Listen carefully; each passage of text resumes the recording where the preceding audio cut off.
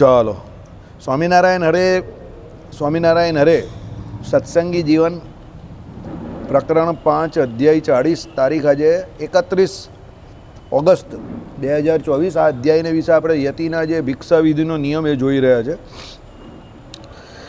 યતિ વૈષ્ણવ ગૃહ થકી પ્રાપ્ત થયેલું વિષ્ણુનું નૈવેદ્ય તેને જ જમે પણ અન્ય દેવનું નૈવેદ્ય ન જમે.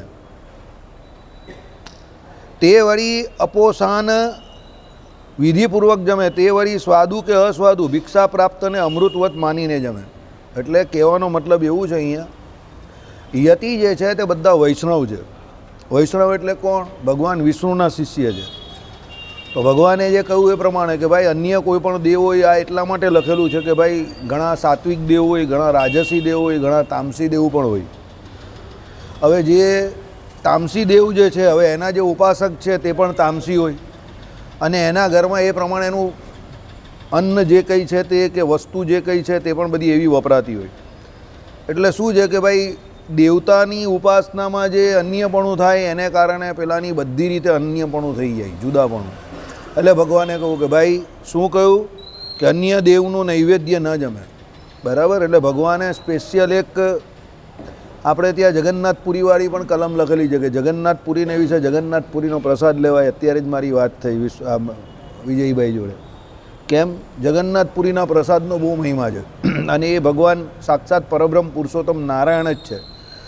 આપણે કહીએ કે ભાઈ શ્રી કૃષ્ણ કેવું કે નારાયણ કેવું કે પુરુષોત્તમ કેવું, એનું જે એક રૂપ છે, વિષ્ણુનું જે એક રૂપ છે. જગન્નાથ ભગવાન એટલે ભગવાન શ્રી કૃષ્ણ જ છે. સુભદ્રાજી, બળદેવજી અને ભગવાન શ્રી કૃષ્ણ. હા, લક્ષ્મીજી. એના ભોગને મહાભોગ કહેવામાં આવે છે, મહાપ્રસાદ કહેવામાં આવે છે અને એના ભોગનો બહુ મહિમા છે. એમાં જે અગ્નિ પ્રગટતો હોય અને એમાં 1 2 3 4 5 6 એવા જે વાસણો મૂકેલા હોય. હવે એમાં અગ્નિ જે લાગે તો હકીકત શું હોય કે એ અગ્નિની ઉપરનો જે હોય તે પહેલાં થવો જોઈએ પ્રસાદ, પણ પહેલો જે સેલ છે સૌથી પહેલો ઉપરનો એ પ્રસાદ થઈ જાય છે. ભાત ઉપરનો થઈ જાય. સમજો? હા, બધા ભાતના જ હોય. પણ ત્યાં એવું નહીં કે એકલા ભાતનો પ્રસાદ જ થાય છે. ભાતનો ત્યાં મહિમા વધારે છે, પ્રસાદ તો ત્યાં બધો જ મળે છે. કારણ કે હું 2016-17ની સાલમાં જ બહુ બધી આઈટમ, પુષ્કળ મીઠાઈ, આ તે બધું કેટલું બધું ઘણું બધું માણસ ધરાઈ જાય. ને પ્રસાદ બધો ગળ્યો પણ હોય, મીઠો એટલે તમે જે કહ્યું તે પણ હોય છે, તીખો પણ હોય છે, દાળ ભાત બધું જ હોય છે. પણ બધું ખબર પડે તમને કે પ્રસાદી જે છે તે આખી આપણા બીજા જે કોઈ ફૂડ હોય એનાથી અલગ. ઘાટી દાળ હોય, થોડીક ભાત હોય, તો આમ પેલો એકદમ એ હોય, પછી મીઠાઈ જે તમે કહો તે, બરાબર, બધું અલગ અલગ. પણ તમને ના બહુ સરસ એક એ પ્રસાદ તમને બહુ એ જગન્નાથપુરીનો અને બીજો શ્રીનાથજીમાં બહાર જે પત્તર મળે ને એ પ્રસાદ બી બહુ સાત્વિક, બહુ સારો પ્રસાદ. અમે શ્રીનાથજી જઈએ તો કોઈ દિવસ પત્તર સિવાય બીજું કંઈ લઈએ જ નહીં, એ પત્તર જ ખાઈએ. ત્રીજો હવે ડાકોરમાં પણ આ લોકોએ શરૂ કરેલો છે પાછળ, એ પ્રસાદ પણ સારો હોય છે. વૈષ્ણવોના જે પણ કોઈ મંદિર હોય ને એમાં જે પ્રસાદ હોય ને એ પ્રસાદ એટલે જ ભગવાને ગ્રાહ્ય કરેલો છે, કારણ કે એ સાત્વિક હોય. એ લોકો વધારે મરચું કે મીઠું પણ નહીં નાખતા. લાલજીની સેવા કરે તો ભગવાન નાના હોય તો લાલજી કોઈ દિવસ બહુ વધારે તીખું કે ખારું કે એવું ના ખાય, એટલે એકદમ નોર્મલ હોય. મરી વાપરે અને એકદમ મોડું. તમારે એની જોડે બીજું કંઈ ફ્રૂટ કે એવું કંઈક ખાવું પડે, મીઠું જરા પણ નહીં હોય. બરાબર. એટલે એવું તમારે કંઈક ખાવું પડે. જેને એવું એવું હોય. અમે તો આમ જ ખાઈ જઈએ, ચીબડા બીબડા કે એની જોડે અમે તો આખી પત્તર આમ જ ખાઈ જઈએ. અમે તો બધા ભાઈ અલગ અલગ પત્તર લઈ લઈએ અને બધા ભાઈ એ જ ખાઈ લઈએ. અમને તો બહુ મજા આવે. એ જે આપે તે ખાઈ લેવાનું.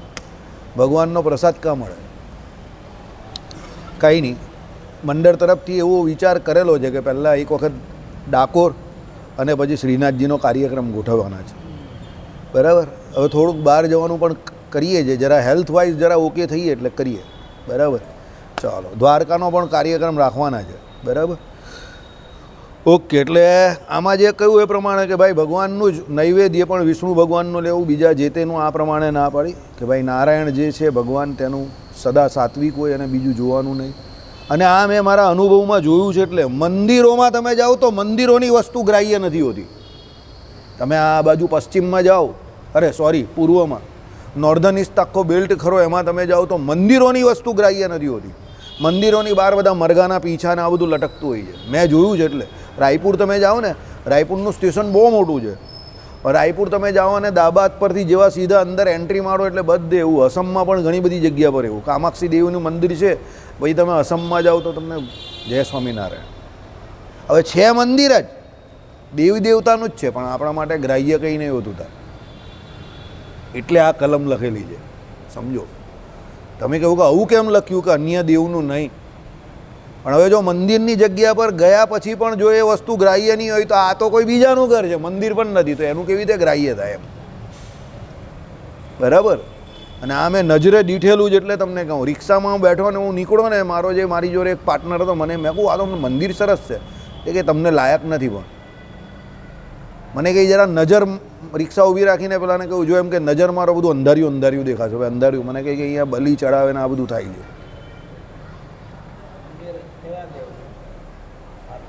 માતાજીના જ મંદિર હોય બધા. એ બાજુ તમને એવા બધા જ દેવા જોવા મળે. નોર્ધન ઇસ્ટમાં બધા એવા બધા બહુ મંદિર, બંગાળ છે, અસમ છે, પછી આ તમારું છત્તીસગઢ છે, આ બાજુ વચ્ચે મધ્યપ્રદેશથી આગળ જાવ તે, એ તો જોકે મધ્યમાં આવ્યું, એ બધું આખો બેલ્ટ છે તે બધું એવું છે, એમાં તમારે બહુ વિચારીને કામ કરવું પડે, સમજો. એવું નહીં કે મંદિર જોયું એટલે ઘૂસી ગયા તમે અંદર. ઇવન રાજસ્થાનમાં ઘણી જગ્યા પર આવું છે, બરાબર. એટલે ભગવાને જે આજ્ઞા કરેલી છે તે બહુ વ્યવસ્થિત આજ્ઞા છે શ્રીજી મહારાજની. આ સત્સંગી જીવન ગ્રંથ એટલે બહુ પ્રેક્ટિકલ ગ્રંથ છે. કારણ કે સામાન્ય રીતે એક વૈષ્ણવ હોય ને, આપણા મગજમાં શું હોય કે મંદિરમાં તો કંઈ એવું ના હોય ને, મંદિરમાં તો સારું જ હોય ને. અરે આ લોકના ગુરુદ્વારા સારા, અમુક જગ્યા પર તમે આ લોકના ગુરુદ્વારામાં કાંદો લસણ નહીં વપરાતો, અમૃતસરમાં કે એમાં કાંદો લસણ નહીં વપરાતો, બીજાની નહીં ખબર, પણ આપણું સુવર્ણ મંદિર એમાં ના નોનવેજ તો જરા બી નહીં, નોનવેજ તો જરા પણ નહીં.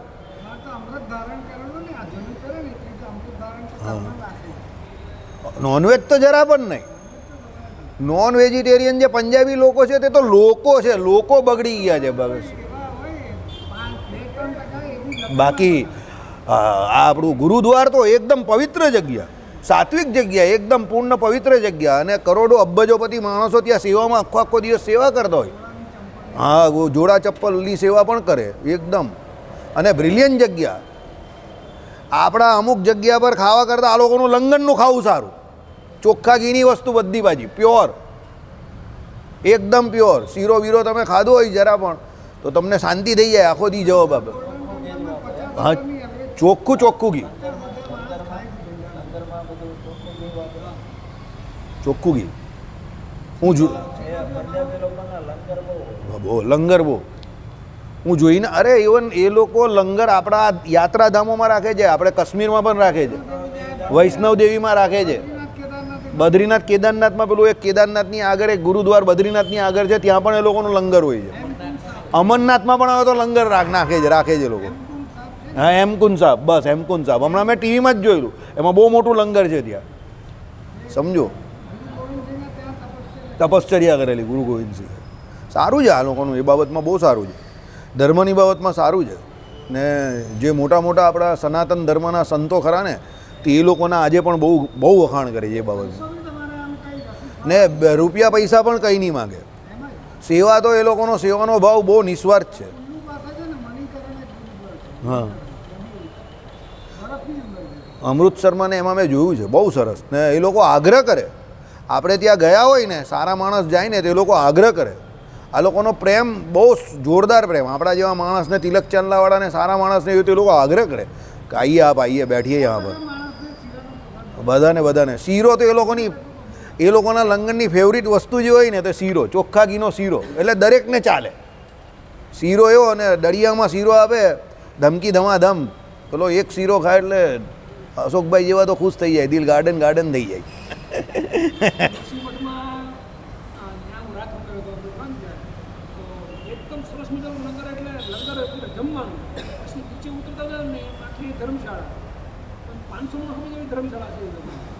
મોદી સાહેબ પોતે ત્યાં જાય તો આમ નામ બેસી જાય ને અમૃતસરમાં, સમજો. પેલા કેપ હવે છે.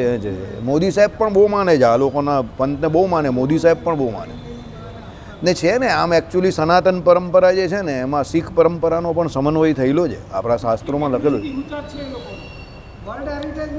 વર્લ્ડ હેરિટેજમાં સારી જગ્યા છે. પંજાબ જવા જેવી જગ્યા. પંજાબ સ્ટેટ સારું. કુરુક્ષેત્રમાં જે 48 કોષની યાત્રા જે છે ને, એ બહુ સરસ છે. આપણા હિન્દુઓના બધા કેટલા બધા ત્યાં તીર્થ સ્થાનો છે. 48 કોષ યાત્રા, કુરુક્ષેત્રથી 48 કોષની અંદર, એનું નામ જ 48 કોષ યાત્રાથી ઓળખાય છે. એની અંદર ઘણા બધા આપણા તીર્થ સ્થાનો છે, પાંડવોના જે છે તે, અને આપણા જે પુરાણોમાં જે લખેલા છે, કેટલા બધા ત્યાં તીર્થ સ્થાન. આમ કુરુક્ષેત્ર ઇટસેલ્ફ બહુ જોરદાર જગ્યા છે આપણા સનાતન ધર્મની, બરાબર, અને એનું બહુ મહાત્મય છે. હા હા, બહુ સરસ જગ્યા છે. એટલે 48 કોષની એ યાત્રા કરવા જેવી છે. ત્યાં ગામડાના લોકો નાની નાની જગ્યા પર જે છે, કુરુક્ષેત્રથી 6 કિલોમીટર દૂર, 7 કિલોમીટર દૂર, 15 કિલોમીટર દૂર, એ પ્રમાણે બધી યાત્રાના સ્થાનો છે. કોઈની પાસે સમય હોય શાંતિથી તો ગાડી લઈને ગયો હોય ને 48 કોષની યાત્રા કરી હોય તો મોજ પડી જાય. શિયાળામાં જવાનું બહુ મજા આવી જાય. પાછળ મ્યુઝિક વાગે ને બાજુ બેકગ્રાઉન્ડમાં, એ તમને નહીં વાગે, બાજુ એ અમને બેને વાગે, તમને નહીં વાગે, બરાબર. ચાલો, એટલે તે વળી સ્વાદુ કે અસ્વાદુ ભિક્ષા પ્રાપ્તને અમૃતવત માનીને જમે. એટલે ભિક્ષામાં મળેલી વસ્તુ એમાં કંઈ સ્વાદુ અસ્વાદુ જેવું હોતું નથી. એઝ ગુડ એઝ અવર પ્રસાદ. પ્રસાદમાં જે કંઈ મળે એ ગ્રહણ કરી લેવાનું, બસ. બધું અમૃત જ છે, ભગવાનનો પ્રસાદ. મજા આવી જાય, મોજા આવી મોજા, બરાબર. હમણાં જો પેલો આપી ગયો આપણે બોલાવીને, પેલાને કહું મસ્ત પ્રસાદ હતો ને, એકદમ 58 પ્રસાદ હતો કે નહીં, તો પછી અહીંયા બેઠા હોય ને આમ જગ્યાને વરદાન છે. અહીંયા બેઠો હોય સ્વામિનારાયણના આશરે, એને પ્રસાદ નહીં મળે, થઈ ગયું યાર. પ્રસાદ માટે તો પંકાયેલા જ આપણે. ચાલો, યતિ પ્રાણાહુતિને દંત ઓષ્ઠથી કદાપી સ્પર્શ કરે જ નહીં. સર્વને આ સાધારણ વિધિ છે. પ્રાણાહુતિ આપતા અવશેષ રહેલા અન્નને ઔષધ દ્રષ્ટિથી સ્વયં જમે, પણ ભોગ્યતા બુદ્ધિથી નહીં. નાશ એવી વિષ્ણુ સ્મૃતિ છે. ઓકે, પ્રાણાહુતિને દંત ઓષ્ઠથી કદાપી સ્પર્શ કરે જ નહીં. દંત ઓષ્ઠથી એટલે દાંત ઓષ્ઠથી. સર્વને આ સાધારણ વિધિ છે. પ્રાણ આહુતિ આપતા અવશેષ રહેલા અન્નને, આ પ્રાણ આહુતિ કેવી રીતે આપવાની એ ભાઈ કોઈને પૂછવું પડશે આપણે. અન્નને ઔષધ દ્રષ્ટિથી સ્વયં જમે, પણ ભોગ્યતા બુદ્ધિથી નહીં. ઓકે, તેવી વિષ્ણુ સ્મૃતિ છે. ચાલો, ભિક્ષાપાત્રને ડાબા હાથમાં લઈ જમણા હાથ વડે ગ્રાસને ગ્રહણ કરીને જમે. ઓકે, ભિક્ષાપાત્રને ડાબા હાથમાં લેવાનું અને ગ્રાસને જમણા હાથ વડે ગ્રાસને ગ્રહણ કરીને જમે. એ તો આપણે ત્યાં નિયમ જ છે, કારણ કે જમણા હાથથી જ કોઈ પણ વસ્તુ ગ્રહણ કરવાની છે. ડાબા હાથથી તો આમ પણ પકડવાનું હોય. તો હવે અત્યારે તો એવી તમારા લોકો આ પેલા બુફેમાં જે આવી તે એવી રીતે જ જમે છે. હવે એકચ્યુઅલી સિસ્ટમ નથી, પણ હવે યતિની તો જે છે તે રીત છે, કારણ કે એને કાં કોઈ કંઈ આપવાની જ જગ્યા કેવું, બરાબર. યતિએ જે ખોરાક ગ્રહણ કરવાનો છે, કે જે અન્ન ગ્રહણ કરવાનો છે, ખાલી શરીર ટકાવવા માટે, ભોગ બુદ્ધિથી નહીં કરવાનું. એના માટે એ ફક્ત એકચ્યુઅલી જે અન્ન જે છે ને તે આપણા માટે ઔષધ છે. આયુર્વેદ શાસ્ત્ર એવું કહે છે કે અન્ન જે છે એનો ઔષધ તરીકે ઉપયોગ કરવાનો છે, શરીરને ટકાવવા માટે.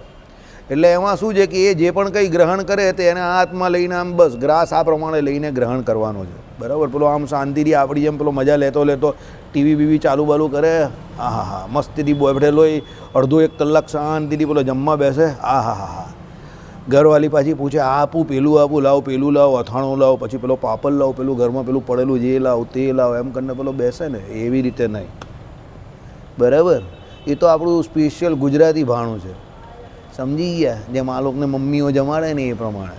ચાલો, એ લોકો પણ ભાગ્યશાળી છે. ગ્રહસ્થના ઘરમાં એવું હોય તો કંઈ ખોટું નથી, બરાબર. પણ યતિ માટે એ વસ્તુ નહીં. યતિને તો જે ગ્રહણ કરવાનું છે શરીર ટકાવવા માટે, ભજન કરવા માટે, જેમ બને તેમ વધારે એનું ભજન થાય એ પ્રમાણે એને ગ્રહણ કરવાનું છે. એટલે આગળ આવ્યું એ પ્રમાણે કે એવો કંઈ આહાર નહીં લેવાનો કે જેનાથી એને વિકાર થાય, બરાબર. ઓકે, આવી ગયું ને. જો દેહ ધારણ પર્યાપ્ત અર્ધાહારને કરે પણ પૂર્ણ નહીં. ભગવાન છે ને સત્સંગમાં સાક્ષાત પ્રત્યક્ષ બિરાજમાન છે. કોઈ પણ કામ તમે નિખાલસતાથી કરો ને, કામ આમ જ પૂરું થઈ જાય. ડરવાની કોઈ જરૂર જ નહીં, સમજો. કામ આમ જ થઈ જાય, બરાબર. શું આવ્યું? એટલે દેહ ધારણ પર્યાપ્ત, શરીરને ટકાવવા માટે શું કીધું? અર્ધાહારને કરે. અર્ધાહાર એટલે આપણે દાખલા તરીકે 100% જમતા હોઈએ પેટ ભરવા માટે, તો આમ પણ શાસ્ત્રો એવું કહે છે કે અડધું જમવાનું, પછી 25% પાણી અને 25% પેટ ખાલી રાખવાનું. એટલે 25% જગ્યા પાણી પીવા માટે અને 25% ખાલી રાખવાની, સમજો જગ્યા. આને પણ એવું કરવાનું જ કહ્યું છે. અર્ધાહારને લઈ પણ પૂર્ણ આહાર નહીં, બરાબર. કેમ તો પૂર્ણ આહારથી ધાતુ પ્રકોપ થતાં કામાદિક બાદ કરે. જે બહુ ખાતા હોય એને કામ બહુ હેરાન કરે. એટલે હંમેશા ખોરાક બહુ નિયમનમાં લેવો. 2 રોટલી ખાતા હોય તો 2 જ લેવી, શાક જેટલું ખાતા હોય એટલું જ લેવું. પછી શીરો બીરો કેવું હોય એ જેને જે પ્રમાણે પચતું એ પ્રમાણે, જે વધારે કામ કરતા હોય મહેનતનું કામ એ થોડુંક લઈ શકે, બાકી જે બેઠા બેઠા જીવન હોય અમારા જેવું અને એ ઓછું લેવાનું. ઘીવાળી વસ્તુ બહુ ઓછી ખાવી, તેલવાળી વસ્તુ બહુ ઓછી ખાવી, શાક ખવાય, શાક ખાવ, અનાજ રોટલી પણ એ પણ ઓછી ખાવી, બહુ વધારે રોટલી દબાઈને નહીં ખાવાની. જેને નિયંત્રણમાં રાખવાનું છે એના માટે. પછી 6 રોટલી 8 રોટલી 10 રોટલી ખાઈ જતા હોય બહુ મજા નહીં આવે એમાં, બરાબર. આપણે આગળ પણ વાત કરેલી, જેનો ખોરાક વધારે એટલે જેનું પેટ વધારે ચાલે એનું મગજ નહીં ચાલે, જેનું મગજ વધારે ચાલે એનું પેટ વધારે નહીં ચાલે, બરાબર. આ નિયમ જ છે અને તમારે જ્યાં જોવું હોય ત્યાં જોઈ લેજો, આ ખોટું નહીં કહેતો. જે બહુ ખાતા હોય તમે જોઈ લેજો, એનો ઉપરનો માર જલા જય સ્વામિનારાયણ ઓછો જ ચાલતો હોય, અને જે બહુ મગજ ચલાવતો હોય એનું પેટ ખરાબ જ હોય. આ નિયમ છે. આ જેટલા સાયન્ટિસ્ટ હોય કે જેટલા બી બ્રિલિયન્ટ માણસ હોય ને તે બધાને પેટની તકલીફ હોય જ, સમજજો. એટલે તમારે હવે તમારા જીવનમાં શું કરવાનું છે તમારે નક્કી કરવાનું. હું કે એવું નહીં કહેતો, ઘણા જીવવા માટે ખાતા હોય અને ઘણા ખાવા માટે જ જીવતો હોય, તો પછી આમાં આપણે કંઈ કહી નહીં શકતા. સમજી ગયો? લાને હસવું આવી ગયું. સારું છે પણ હસવાનું, ગભરાવાનું નહીં. સાચી વાત છે. મિતાહારીને તો કામ દર્પાદી દોષ ન જ બાત કરી શકે. જે મિતાહારી છે, જો ઓછો અલ્પહાર લઈ છે અને કામ દોષ હેરાન નહીં કરતો, બરાબર. સદાએ એક કાળ જ જમે પણ ગ્રહસ્થની પેઠે દ્વિકાર નહીં. જો આવી ગયું ને, ગ્રહસ્થએ 2 વાર જમવાનું છે, યતિ જે છે એને 1 જ વાર જમવાનું છે, બરાબર. જમતા અવશેષ રહેલા ભિક્ષાનનો સંગ્રહ કરે નહીં, કિંતુ ત્યાગ કરી દે. અપરિગ્રહ યતિ જે છે એણે શું કરવાનું છે, જમે અને જમતા જે કંઈ બચેલું છે એને પછી સંગરવાનું નથી કે કાલે ચાલશે, એનો ત્યાગ કરી દેવાનો, સમજો. એ ઘણા લોકો જો ભિક્ષામાંથી પણ જે કંઈ મળે ને એને સીધું ગ્રહણ ન કરે, અને પછી કોઈ પાત્રમાં કે એમાં લઈને પછી, કારણ કે વધે તો બગાડ નહીં થાય ને, એટલે પછી કોઈ બીજાને કે કોઈ ત્રીજાને કે કોઈ ગરીબને કે કોઈને દઈ દે એમ, કાં પછી પશુ પક્ષી હોય એને ખવડાવી દે, સમજો, પણ બચાવે નહીં, બરાબર. ચલો. સર્વકાળમાં બ્રહ્મ વિદ્યાનો અભ્યાસ કરે, કેમ કે જો લોકમાં જો દ્વિજોનો જે સંન્યાસ સ્વીકાર છે તે બ્રહ્મ વિદ્યાના અભ્યાસ અર્થે શાસ્ત્રોમાં કહ્યો છે. બ્રહ્મ વિદ્યા ભણવી બહુ જરૂરી છે. શ્રીજી મહારાજે કહ્યું ને, સર્વથી શ્રેષ્ઠ વિદ્યા છે તે બ્રહ્મ વિદ્યા છે. ભગવાનને જાણવાની વિદ્યા એટલે આત્મા પરમાત્મા સંબંધી જ્ઞાન, જે શ્રીજી મહારાજે 100મા શ્લોકમાં કહી દીધું એ અધ્યાત્મ શાસ્ત્ર. કયું શાસ્ત્ર કહ્યું? ગીતા ભાષ્ય અને શ્રી ભાષ્ય, આ 2 શાસ્ત્ર કયા છે. મને કાલે ગીતા ભાષ્ય લેતો આવજે, કાલે રવિવાર છે ને, એટલે કાલથી આપણે અહીંયા ગીતા ભાષ્ય ગોપાળાનંદ સ્વામીનું શરૂ કરવાના છે સાંજે, બરાબર. એટલે મેં આ ભાઈને કહ્યું કે લેતો આવજો ભાઈ. એટલે આ બધા શાસ્ત્રો જે છે તે બ્રહ્મ વિદ્યાના શાસ્ત્રો છે. બ્રહ્મસૂત્રમાં પણ આત્મા પરમાત્મા સંબંધી જ્ઞાનની વાત કરેલી જ, માયાની પણ વાત કરેલી છે. પછી ગીતા ભાષ્ય છે એમાં પણ ઘણી બધી વાત છે, બરાબર. આપણે ત્યાં આપણા શાસ્ત્રો જે કહીએ તો આધ્યાત્મિક તત્વાખ્યાનમ છે, વચનામૃત ભૂમિકા છે, આખું વચનામૃત છે, સત્સંગી જીવન છે. આ બધા જે ગ્રંથો છે તે બધા બ્રહ્મ વિદ્યાના ગ્રંથ છે. શ્રીમદ ભાગવત પુરાણ છે તે પણ આખું બ્રહ્મ વિદ્યાનો જ ગ્રંથ છે, કારણ કે એમાં ભગવાન અને ભગવાનના ભક્તોના ચરિત્રો આવે છે ને એમાં જ્ઞાનના ઘણા બધા અધ્યાયો છે. તો એ બધું બ્રહ્મ વિદ્યા જ છે, બરાબર. આખું તમારું ફિઝિક્સ જે છે તે શું છે? બ્રહ્મ વિદ્યા છે. આખી બ્રહ્માંડની જે રચના બચના બધું બ્રહ્મ વિદ્યા છે, બરાબર. કારણ કે એ બધું શ્રીમદ ભાગવતમાં છે જ ઓલરેડી. પાંચમ સ્કંદમાં શું છે? ખગોળ ભૂગોળ છે, એ બ્રહ્મ વિદ્યા જ છે બધી, બરાબર. એ પ્રમાણે તમે જોવા જાઓ તો વિદુર નીતિ શું છે? આ લોકને પરલોકમાં જવા માટેનું જે કંઈ સાધન છે તે મહાભારત આખું બ્રહ્મ વિદ્યા છે. એટલે ભગવાને મહાભારતની વાત બહુ ઘણી બધી કરેલી છે. મહાભારતમાંથી 3 શાસ્ત્રો લીધા ભગવાન, બરાબર. એટલે બ્રહ્મ વિદ્યા છે એમાં ઘણી બધી. મહાભારતમાં યુધિષ્ઠિરજીના સંવાદ, પિતામાં ભીષ્મના સંવાદ, વાસુદેવ મહાત્મય આખું બ્રહ્મ વિદ્યા છે, બરાબર. અને આપણા 18 પુરાણો જે વ્યાસજીએ કયા એ પણ શું છે? તો બ્રહ્મ વિદ્યા છે, સમજો. 18 પુરાણોમાં કોની વાત આવે છે? ભગવાનની વાત આવે છે. મોક્ષ માટે જીવે શું કરવાનું તે બધા ભગવાનની અવતારોની વાત આવે, ચરિત્રોની વાત આવે, એ છે. શ્રીમદ ભાગવત પુરાણ જે કહ્યું તે એની સાથે જ આવી ગયું તે, બરાબર. ગીતા આવી ગયું, વાલ્મીકી રામાયણ કહ્યું તે, તુલસીકૃત રામાયણ પણ ઇવન એ પણ શું છે? તો બ્રહ્મ વિદ્યાની જ વાત છે. આ બધી બ્રહ્મ વિદ્યા. પણ પછી તમે પેલું ચક્રમ વાંચો, પછી પેલું બીજું બધું ફાલતું આવે છે ને, બધા ચક્રમ આવે, ચંપક આવે, ચંબુ આવે, જે કંઈ આવે તે એ બધું ફાલતું છે બધું. એ બધું જવાય, એ ટાઈમપાસ કરવાવાળા લોકો વાંચે. પછી આ પેલું રમણ ભ્રમણ આવે, પેપરોમાં પૂર્તિઓ આવે, પેલો માંકડ કોઈ છે, મહમ્મદ માંકડ ને આ ને તેને બધા, એ બધા માંકડ જેવા જ હોય. એ બધી ફાલતુ વાત એ બધી, બરાબર. એને કંઈ કોઈ લેવા દેવા નથી, સમજો. એટલે બ્રહ્મ વિદ્યા ભણવી બહુ જરૂરી છે. દુનિયામાં જેટલી પણ વિદ્યા કહે એમાં બ્રહ્મ વિદ્યા શ્રેષ્ઠ વિદ્યા છે. આત્મા પરમાત્મા સંબંધી જેમાં જ્ઞાન આવે છે તે, અને એ અત્યારે ભગવાનની બહુ પરમ કૃપા છે આ યુગમાં કે આપણે ગુજરાતીમાં પ્રાપ્ય છે. અને ગુજરાતીમાં જેટલા કોઈ શાસ્ત્રો હોય તેટલા આપણે ભણી લેવા જોઈએ, જોઈ લેવા જોઈએ. 4 વેદ જે ભગવાને કહ્યા એ આપણે દ્વિજત્વ નહીં લીધું એટલે આપણે એનો અધિકાર નથી, બરાબર. તો વેદની જગ્યા પર પુરાણો વાંચવાના, બરાબર. સ્મૃતિઓ પણ ઘણી બધી છે, બરાબર. એટલે એ પ્રમાણે એ પણ તમે વાંચી શકો. મનુસ્મૃતિ હોય તો એ વાંચી શકો. યાજ્ઞવલ્ક ઋષિની સ્મૃતિ ભગવાને કહી તો એ વાંચી શકો, બરાબર. ઉપનિષદો કયા છે, છાંડોગ્ય આદિક, બરાબર. પણ એમાં પણ પાછો અધિકાર જોઈએ, ભણાવવાવાળા કોઈ તો એવા વ્યક્તિઓ જોઈએ. તૈત્રીય ઉપનિષદ કયું છે તો એ જોઈએ, બરાબર. એટલે એ પ્રમાણે અને બ્રહ્મવિદ્યા ભણવા માટે પણ જીવ પણ એવો જોઈએ અને ભણાવવાળા પણ એવા જોઈએ. ભગવાને 2 જણાને બ્રહ્મવિદ્યા ભણાવેલી, એક હનુમાનજીને અને બીજા એક યાજ્ઞવલ્ક ઋષિને. આ બંનેને સૂર્યનારાયણે સાક્ષાત બ્રહ્મવિદ્યા ભણાવેલી અને બંનેને ભણાવવા માટે એમણે ના પાડેલી, પણ બંને પોતપોતાની હિસાબે મહેનત કરીને એમની પાસે ભણેલા. હનુમાનજી ઊંધા દોડતા હતા બ્રહ્મવિદ્યા ભણવા માટે સૂર્યનારાયણ પાસે. સૂર્યનારાયણ જે આખું એમનું આ જે ચક્ર ફરવાનું, આખું જે પરિભ્રમણ કરવાનું એ કામ પણ કરતા હતા અને એની જોડે હનુમાનજી ભણતા પણ હતા. એટલે હનુમાનજી સૂર્ય ભગવાન પાસે બ્રહ્મવિદ્યા ભણેલા, બરાબર. જેનો કુંડળીને વિશે સૂર્ય બળવાનો હોય એ ધર્મ ક્ષેત્રે અને વિદ્યા ક્ષેત્રે બહુ સારું કામ કરે. 5મા સ્થાનમાં ઊંચનો સૂર્ય હોય છે ને એ ભણવામાં હોશિયાર હોય, એ કંઈ ને કંઈ એનું સારું કામ કરે ને કરે જ. એટલે એના મા બાપને જો ખબર હોય તો પહેલેથી એને કંઈક સારું ભણાવે. 5મું સ્થાન છે તે એમાં સૂર્ય હોય, પહેલે સિંહનો સૂર્ય હોય. 9મા સ્થાનમાં સૂર્ય હોય, કા સૂર્ય બુધની જેને યુતિ હોય, બુધ આદિત્ય યોગ કહેવાય. આ બધા બ્રહ્મવિદ્યા ભણવાના છે. એ લોકોને બ્રહ્મવિદ્યા બહુ સહજતાથી, સરળતાથી, પૂર્વે કંઈક કરેલું હોય એટલે ભગવાન પ્રાપ્ત કરાય આપે એવો યોગ થઈ જાય એને, બરાબર. અને 9મામાં હોય તો બહુ સારું, કારણ કે 9મું સ્થાન આમ ભાગ્ય અને આમ ધર્મનું સ્થાન કહ્યું છે. તમે જે ધર્મનું પાલન કરો એ 9મું સ્થાન અને એ ભાગ્યનું સ્થાન છે. એટલે ધર્મને વિશે બહુ પ્રીતિ હોય એ લોકોને, બરાબર. મેષનો સૂર્ય ઊંચનો, સૂર્ય બુધ આદિત્ય યોગ એ મોટાને હશે, મને કઈ રીતે ખબર પડી?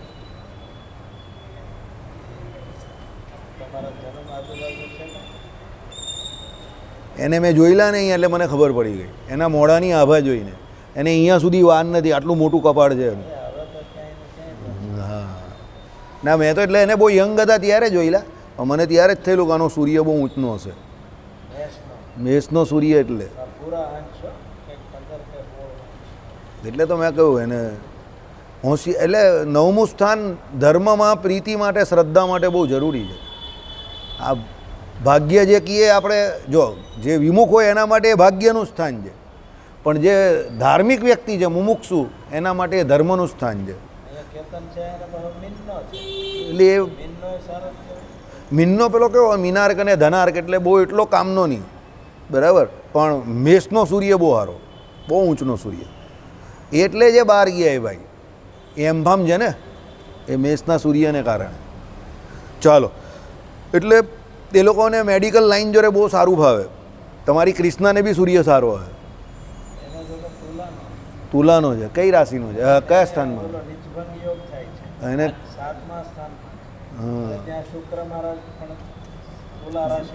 સૂર્ય શુક્રની યુતિ છે એટલે નીચભંગ રાજયોગ છે. ચાલો, કાં મળ્યું? કેટલા? 15 લાખ? 4 લાખ? 9 લાખ. હા,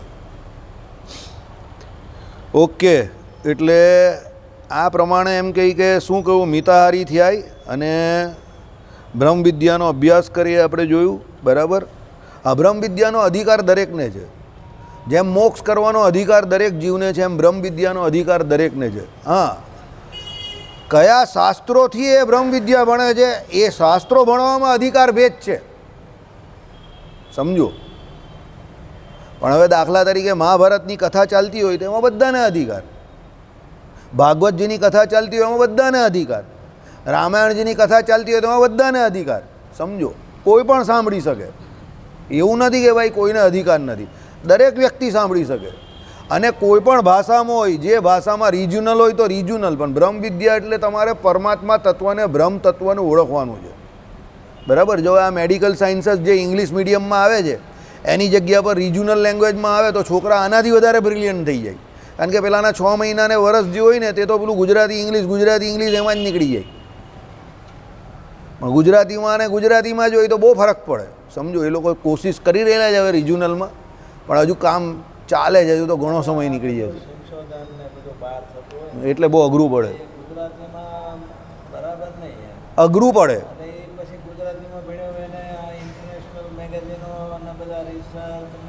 એમાં સમજ નહીં પડે.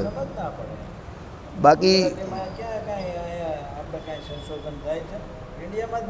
ઇન્ડિયામાં જ નહીં થતું. પણ હવે એ સમજવા માટે એને પછી અંગ્રેજી ભણવું પડે. બાકી રિજનલ લેંગ્વેજમાં પકડી પાડે બહુ જલ્દી કોઈ પણ વ્યક્તિ, કોઈ પણ એન્જિનિયરિંગ હોય તો એ પણ. કારણ કે એ તો જે સ્ટુડન્ટ હોય એને ખબર પડે.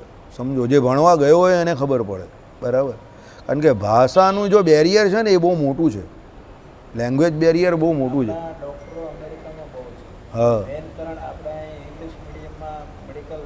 સાયન્સ સેલ નહીં, એ આપણું મેડિકલ સાયન્સ બહુ મજબૂત છે. એ તો બહુ મજબૂત, આપણું મેડિકલ સાયન્સ બહુ મજબૂત.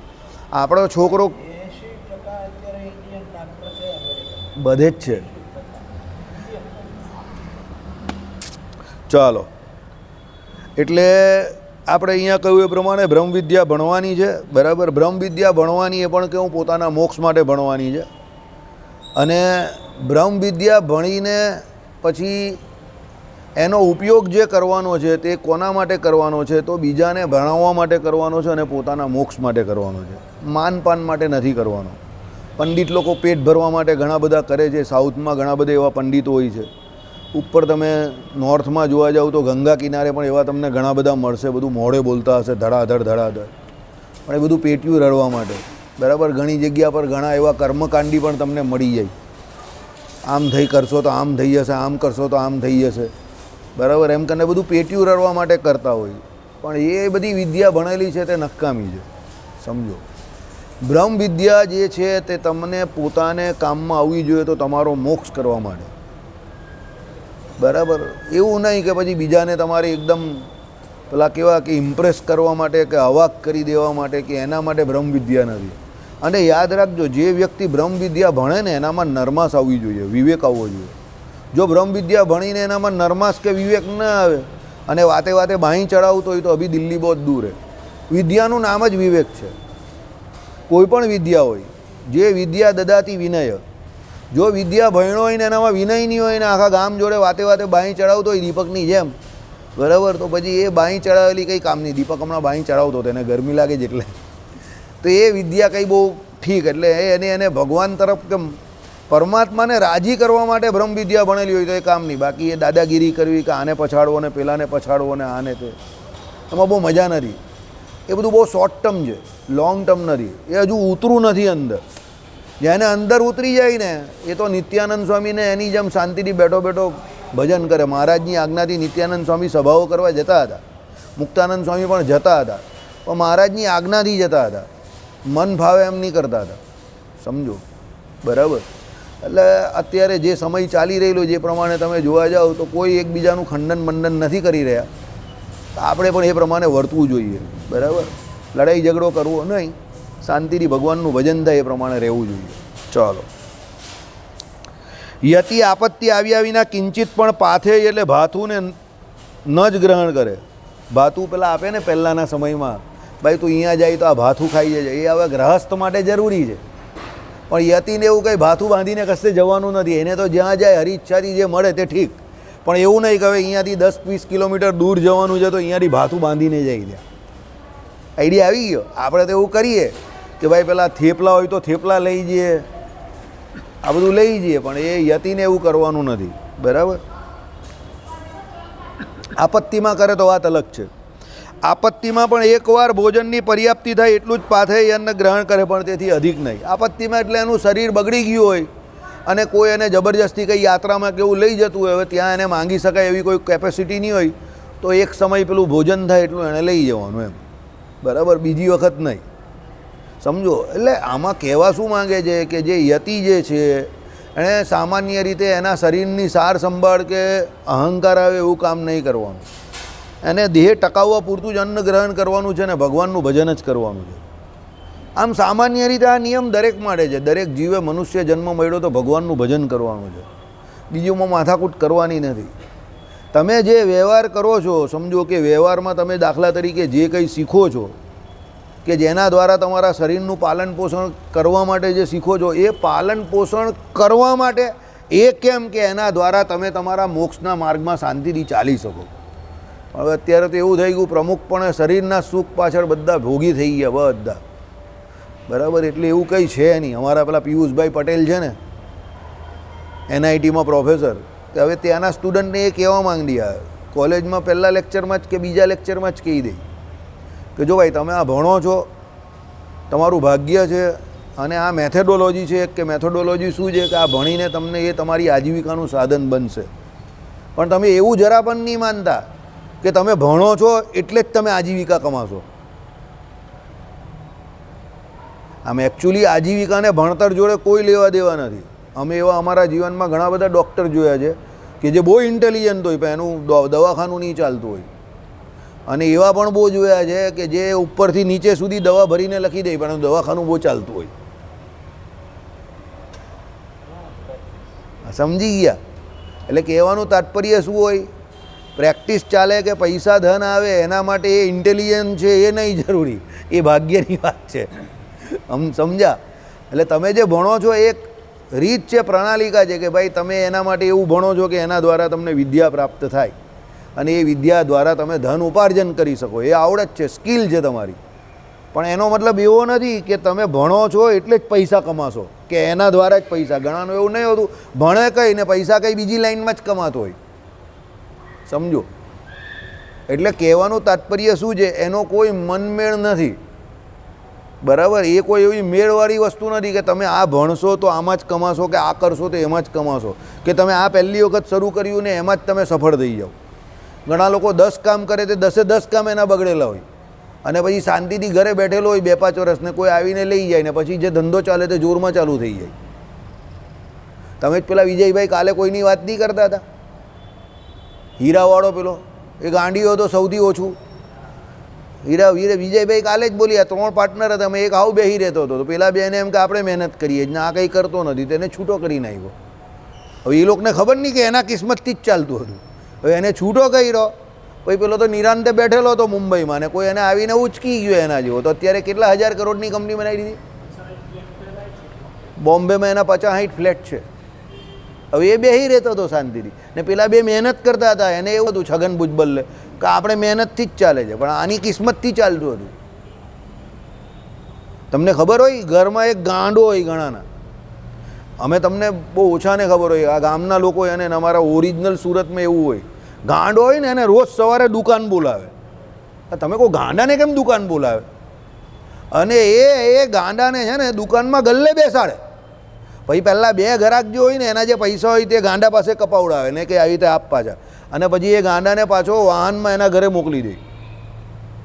અને એવા હોય કે એ ગાંડાના નસીબથી આખી પેઢીઓ ચાલતી હોય, પછી એ ગાંડો નીકળી જાય ને આખી પેઢી દૂર થઈ જાય.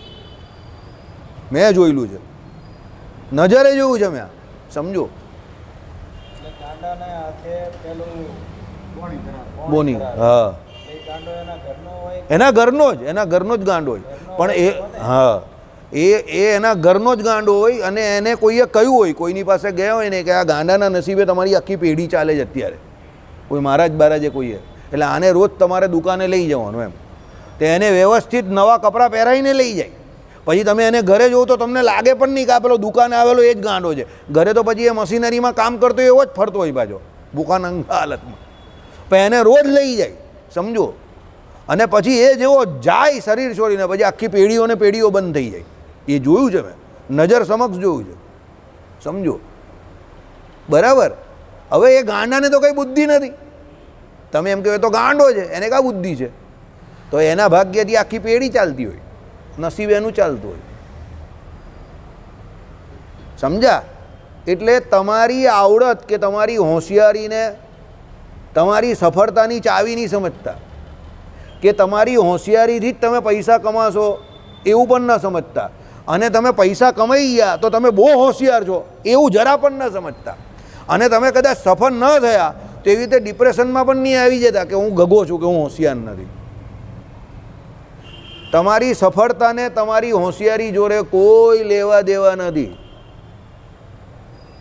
એટલે સફળ થાવ તો એવું નહીં માનતા કે હું બહુ હોશિયાર છું, અને નિષ્ફળ થાવ તો એવી રીતે ડિપ્રેશનમાં કે ચિંતામાં નહીં આવી જતા કે મને કંઈ નહીં આવડતું. બરાબર? એવા મેં ઘણા ડૉક્ટર જોયા છે કે તમે બોલો સાહેબ મને અહીંયા ગેસ થઈ જાય, દવા લખી દે. સાહેબ મને માથું દુખે છે, બીજી દવા લખી દે. સાહેબ મને પગ દુખે છે, ત્રીજી દવા લખી દે. સાહેબ મને ખજવારા આવે છે, ચોથી દવા લખી દે. આખું પાનું ભરી દે. એ તમને રિયલ કોઝ શોધે જ નહીં કે આને એકચ્યુઅલી શું થયું છે. તમને સારું થઈ જશે એમ કે જા જા. આપણે કહીએ સાહેબ બીજી વખત આવવું પડે. અરે તારે મોઢું પણ નહીં જોવાનું મારું, હવે 6 મહિના સુધી તું મારું મોઢું નહીં જોયું. અને હકીકતમાં એવું થાય, પેલો એની દવાના 2-4 ભાગ લે એટલે એકદમ ઓકે થઈ જાય. ભાઈ કે સાહેબે શું દવા આપેલી, પેલો ભાઈ સાહેબને જસ આપે. હવે એ ભાગ્યશાળી પણ હોય ને દવા પણ પેલો ભરી ભરીને લખી દીધી હોય. હવે કોઝ એને ખબર જ નહીં હોય કે એકચ્યુઅલી શું છે આને, પણ લખી દે ને સારું થઈ જાય. સમજો? બરાબર? એટલે કહેવાનું તાત્પર્ય એવું છે કે ક્રિયમાણ અને તમારું જે કંઈ પ્રારબ્ધ એ પ્રમાણે તમે જોવા જાઓ તો જેનું પ્રારબ્ધ બહુ બળવાનું હોય એ પ્રમાણે ગાળા ચાલતા હોય, એ ગાંડા હોય તે પણ એનું કિસ્મત લખાઈને આવેલો હોય. સમજો? અને પૂર્વના કંઈક કુકર્મ હોય, એના દુષ્કૃત હોય, એને કારણે એ ગાંડો થયો હોય. આપણે નહીં કહેતા વારે વારે કે તમે મગજનો ઉપયોગ એવો ખોટી રીતે કરો, રૂપિયા પૈસા કોઈના હોય તે ગબન કરી નાખો, કોઈ બિચારાને વિશ્વાસઘાત કરો, એટલે પછી આ પેલા તમે નહીં જોતા બધું બોલતા હોય પણ મોઢામાંથી લાળ પડતી હોય બોલે તો.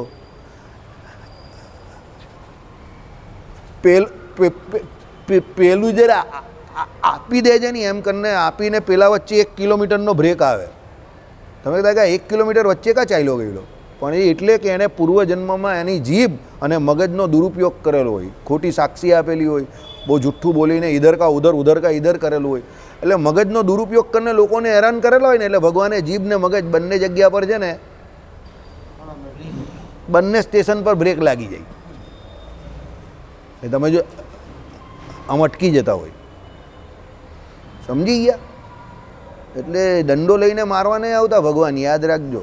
મારી બા કહેતા હતા ઘનશ્યામ મહારાજ છે ને એના હાથમાં લાઠી આપે છે પણ એ દંડો લઈને મારવા નહીં આવતા. મને કે એ તો મારે છે, લાઠી વગર જ મારે છે, ત્યાં ઊભા ઊભા જ મારે છે અને સખત મારે છે.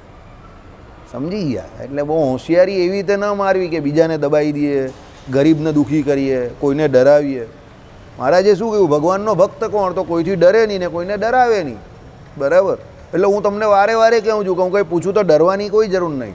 તમને ન આવડે તો પણ જરૂર નહીં. હું કંઈ તમને બોલવાનો નહીં કે કેમ નહીં આવડતું. તમને આવડે અહીંયા બેસીને એટલે જ અમે અહીંયા બેઠા છે કે ભાઈ શાસ્ત્રોમાંથી તમે કંઈક પણ શીખીને જાઓ.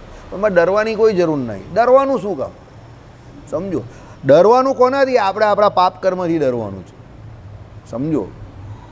ભગવાનથી પણ ડરવાની કોઈ જરૂર નથી. પરમાત્મા કંઈ એવા માણસ નથી કે એનાથી તમે ડરો. એ તો બહુ દયાળુ છે. આપણા પાપ કર્મથી ડરવાનું છે. એ તમને તમારી આ પ્રમાણે અવગતિ કરાવે છે, દુર્ગતિ કરાવે છે. બરાબર? ચલો. હે દ્વિજ, આપત્તિ વિના યતિ જો એકનું જ અન્ન 3 દિવસ પર્યંત જમે તો 1 શત પરિમિત પ્રાણાયામ કરે. એટલે આપત્તિ હોય નહીં ને કોઈ એકને એકના ઘરે જયા કરે 3 દિવસ, એને થાય આને તારી માવા મિસ્તા હારા મળે છે, બરાબર, મલાઈ પિસ્તા સારા મળે છે, રોજ આને ત્યાં જ જાઓ.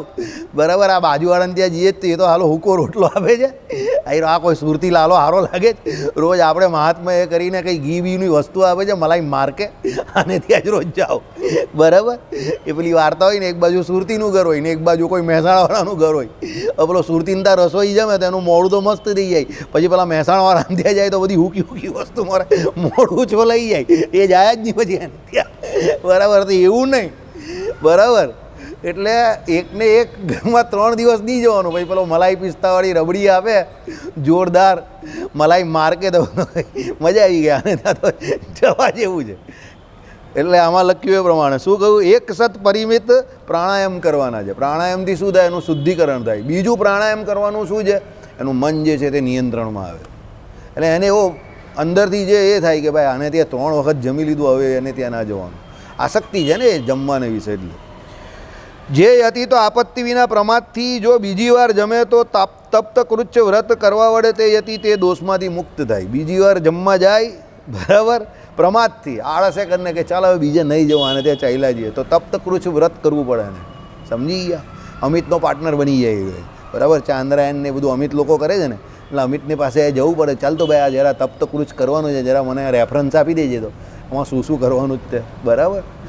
એટલે એ પ્રમાણે જાય તો મુક્ત થાય. અશક્ત સંન્યાસી પ્રાણ રક્ષણાર્થે બીજી વાર ફળ મૂળાદિકને ખાય તો દૂષિત થતો નથી, તથા ઔષધને ફરી સેવવાથી દૂષિત થતો નથી, તથા દંત ધાવનને ફરી કરતાં દૂષિત થતો નથી. સમજજો, આપણે ત્યાં બધું બહુ પ્રેક્ટિકલ છે, બધી જડતા બળતા કોઈ છે નહીં. લોકો ગભરાવ્યા કરે તમને ખાલી ખાલી આમ નહીં થાય પેલું નહીં થાય, એવું કંઈ છે નહીં. એવું જરા પણ નહીં, કંઈ ડરવાની જરૂર જ નહીં. સમજો, બધી વાતના પ્રાયશ્ચિત લખેલા છે, બધું બહુ સરળતાથી લખેલું છે અને ભગવાને બહુ સરળ કરેલું જ, બહુ સીધું કરેલું. ઉલટી તમે શાસ્ત્રો વાંચો ને તો બહુ શાંતિ થઈ જશે. લોકો બધા અમુક તો ખાલી ખાલી ગભરાવે છે બરાબર. અને એને કારણે આપણી સનાતન સંસ્કૃતિનો અને લોકોનો જે વિકાસ થવો જોઈએ તો થતો નથી. બધા ડરાવ્યા કરે આ નહીં થાય પેલું નહીં થાય, આમાં પાપ પેલા, બધા પાપ બહુ બતાવે તમને. એવા બધા કંઈ એટલા બધા કંઈ પાપ બાપ છે નહીં યાર. ભગવાનનું ભજન કરવાનું ને શાંતિથી જીવવાનું છે. શું કહ્યું? અશક્ત સંન્યાસી, બિચારાને શક્તિ છે નહીં, પ્રાણ રક્ષણ કરવાનું છે તો એ પહેલી વાર તો જમ્યો, ભાઈ બીજી વાર શું ફળ મૂળાદિકને ગ્રહણ કરે તો કંઈ દૂષિત નહીં થતો. ઔષધને પાછો જમે એટલે કંઈ દૂષિત નહીં થાય. ઔષધ તો લેવું પડે ને. પહેલાં તો શું જડીબુટ્ટીઓ ને એવું બધું ઔષધમાં આવતું હતું, તો એ ખાય તો કે એને 2 વાર જમ્યું એવું નથી હોતું બરાબર. દંત ધાવન, દાંત બાત સાફ કરીને રહે, કારણ કે ઔષધ અમુક વખતે એવા હોય કે બધું મોઢું બગડી જાય આ તો બધું દંત ધાવન કરે. કે આમ પણ એને તબિયત ખરાબ હોય કે એવું હોય તો દંત ધાવન કરવું પડે. તો દંત ધાવન એટલે આ મોઢું સાફ કરવું, દાંત સાફ કરવા, તે એ કરે તો એનાથી કંઈ દૂષિત થતો નથી. બહુ પ્રેક્ટિકલ છે બધી વાત બરાબર. ચાલો, અને તો પેલો કંઈ કે બધો અંદર બેક્ટેરિયા, પેલા જૈન લોકો નહીં કંઈ સાફ કરે તો બધા બેક્ટેરિયા મરી જાય અને કેટલો મોટો દોષ લાગે ને પાપ લાગે. હવે એ બધું એ લોકો કર્યા કરે. આપણે ત્યાં તો ખાલી ઉપવાસ કરેલો હોય ત્યારે દંત ધાવન કરવાની ના પાડેલી, પેલા 12 કોગળા કરવાના, બાકી આમ કંઈ ના નહીં પાડી બરાબર. ચાલો, શ્રીપતિમ શ્રીધરમ સર્વ